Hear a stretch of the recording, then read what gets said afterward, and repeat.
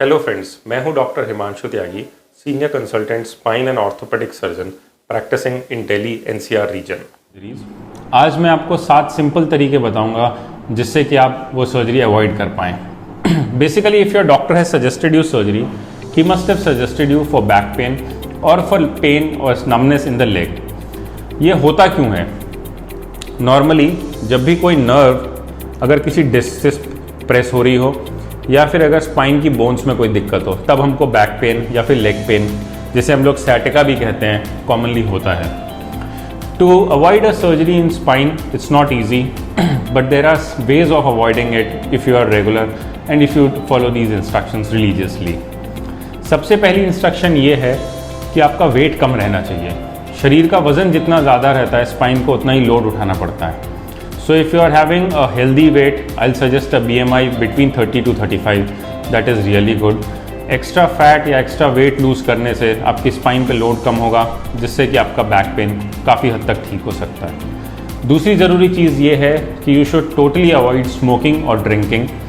जो लोग अल्कोहल या स्मोकिंग ज़्यादा करते हैं, उन लोगों को भी बैक पेन और नर्व रिलेटेड इश्यूज़ ज़्यादा होते हैं। मेरे काफ़ी पेशेंट्स हैं जिनको कि बैक पेन रहता था, and by simply cutting down alcohol and cigarette intake plus having a restricted balanced diet, जिससे कि उनका वेट कम हो, उनका बैक पेन या लेग पेन पूरी तरह से भी ठीक हो गया है। दूसरी ज़रूरी चीज़ ये है कि आपका पोस्चर अच्छा रहे। पोस्चर से मेरा मतलब है, जब भी आप कुर्सी पे बैठ रहे हैं, आपकी कुर्सी ऐसी हो कि जिसमें हैंड रेस्ट हो, ताकि आपके दोनों हैंड सपोर्टेड रहें, plus your back is inclined and well supported. The inclination of the chair should be somewhere around 110 to 120 degrees, which is the optimum. और जब भी आपको कभी लंबा बैठना हो, जैसे आपके ऑफिस में कोई मीटिंग हो where you have to sit for 2-3 hours continuous, it is always advisable you should take frequent breaks. 20 से 25 मिनट में एक बार उठ के आप थोड़ी स्ट्रेचिंग कर लें या थोड़ा ब्रेक लें, दैट इज़ ऑलवेज एडवाइजेबल। एक ही कुर्सी पे, एक ही जगह पे पोस्चर में बैठे रहने से काफ़ी बैक पेन बढ़ने की पॉसिबिलिटी रहती है। अदर इंपॉर्टेंट थिंग इज़, अगर आपको बैग टांगना है, it is always better you put the bag over both your shoulders. एक कंधे पे बैग टांगने से बैक पेन की पॉसिबिलिटी ज़्यादा रहती हैं, because there is a unequal loading of the spine. So it's always better कि it should be equally supported on both the shoulders. अगर आपको ऑफिस में हाई हील्स पहननी होती हैं या आपका काम इस तरह का है, so I will suggest you should avoid wearing high heels for prolong periods. Specially अगर आपका खड़े रहने का काम है और आपको हाई हील्स पहननी है, you should take frequent breaks, you should sit down and relax your feet. जो लेडीज़ ऑफिस में हाई हील ज़्यादा पहनते हैं, उनको भी बैक पेन की समस्या ज़्यादा रहती है। चौथी ज़रूरी चीज़ in posture, what you should do whenever you are sleeping, you should sleep on the side with your knees folded. इसका मतलब ये है कि जैसे एक बच्चा सो रहा होता है नीज फोल्ड करके एक साइड में, that is the most relaxing posture for your spine. आपका मैट्रेस बहुत हार्ड भी ना हो और बहुत सॉफ्ट भी ना हो, it should be just comfortable enough to support your spine and you should sleep in a side position. जब हम साइड पोजीशन में सोते हैं तो हमारा बैक की मसल्स सबसे ज़्यादा रिलैक्स्ड होती हैं। जब आपको बिस्तर पे लेटने से बैठना है या उठना है, तो उसके लिए बेटर ये है कि आप एक करवट लें, अपने हाथों के सपोर्ट से अपनी अपर बॉडी को या ट्रंक को उठाएं और पहले आराम से बैठ जाएं बेड पे, फिर धीरे से खड़े हों। जो लोग बेड पे सीधे ही बैठने की कोशिश करते हैं, उन लोगों को भी बैक पेन या लेग पेन होने के चांसेस ज़्यादा रहते हैं। Third important point is exercises. Exercise is the most important thing when you are having back pain or if you want to avoid a surgery. मेरे पेशेंट्स में से almost 95% of the patients सिर्फ exercise करके भी ठीक हो जाते हैं, उनको किसी सर्जरी की ज़रूरत नहीं पड़ती। एक्सरसाइजेज नॉर्मली 3 तरह की रहती हैं। फ्लेक्शन एक्सरसाइजेज, जिसमें कि हमें आगे झुकना होता है, एक्सटेंशन एक्सरसाइजेज जिसमें कि रिवर्स बेंडिंग या पीछे की तरफ मुड़ना होता है, plus the core muscle strengthening exercises. कौन सी एक्सरसाइज आपको सूट करेगी या आपको कौन सी करनी चाहिए, ये आपका डॉक्टर या फिजियोथेरेपिस्ट आपको बेटर बता सकता है। हमारे एक्सरसाइज के वीडियोस हैं यूट्यूब पे अवेलेबल, अगर आप चाहें तो वो सर्च कर सकते हैं। You can search it under the name doctor Himanshu Tyagi, spine surgeon, and you will get those videos. Those are home videos, 6 या 7 मिनट की ड्यूरेशन के हैं। आप उनको देख के घर पे भी एक्सरसाइजेज शुरू कर सकते हैं। चौथी ज़रूरी चीज़ है एक्टिविटी रेस्ट्रिक्शन। एक्टिविटी रेस्ट्रिक्शन से मेरा मतलब है वो चीज़ें जो आपको नहीं करनी चाहिए। अगर आपको बैक पेन या सैटिका का पेन है, एक तो आपको आगे नहीं झुकना चाहिए।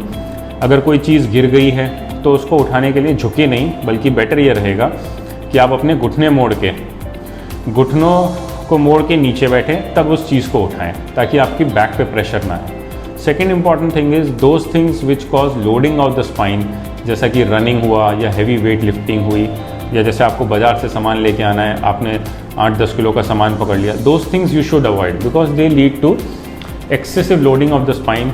और जिन लोगों को लेग पेन, सियाटिका या पैर में नमनेस है, इट कैन गेट वर्स। तो अगर आप जिम जाने के शौकीन हैं, you should avoid overhead weight lifting exercises, जिससे कि आपकी स्पाइन ज़्यादा लोड हो। पांचवी ज़रूरी चीज़ है फिजियोथेरेपी। फिजियोथेरेपी में मोडालिटीज़ जो रहती हैं, जैसे कि IFT हुआ, टेंस हुआ, डायथर्मी हुआ, they are very useful in acute episodes of back pain. अगर आपको तेज़ दर्द है, along with the medicines you should try these things. Of course these are more useful in acute phase, लेकिन इनकी अपनी यूजफुलनेस है। अगर आपको पेन ज़्यादा है, इन चीज़ों से आपको रिलैक्सेशन मिलेगा। And for details of these things you should consult the physiotherapist near you. छठी ज़रूरी चीज़ है मेडिसिन्स। मैंने ज़्यादातर अपने पेशेंट्स में देखा है कि मैक्सिमम 6 हफ्ते की मेडिसिन्स के साथ 95 to 98% पेशेंट ठीक हो जाते हैं।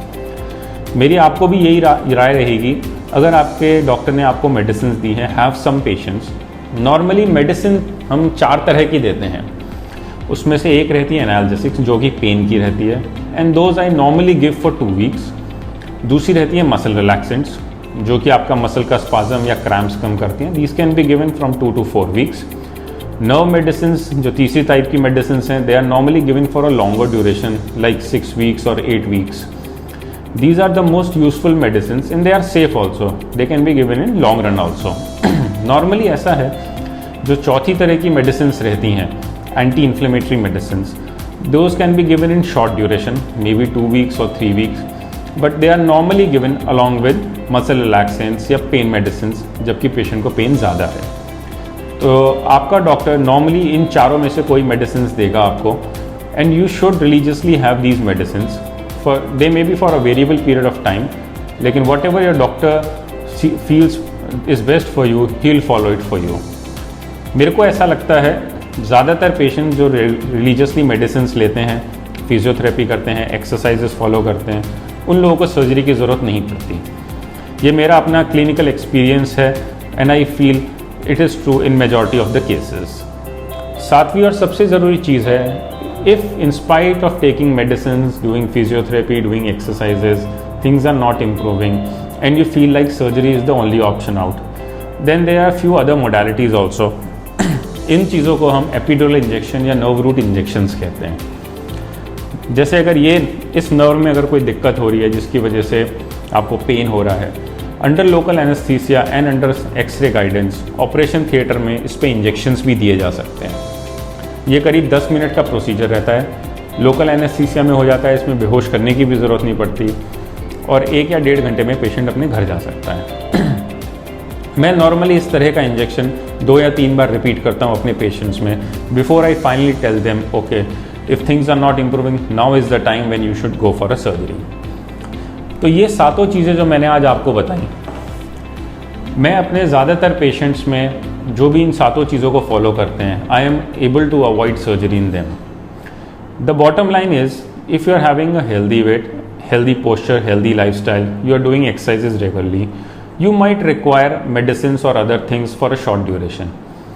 But if you are regular, long term में काफ़ी चांसेस हैं कि आपको मेडिसिन की भी ज़रूरत ना पड़े और आपको किसी सर्जरी की भी ज़रूरत ना पड़े।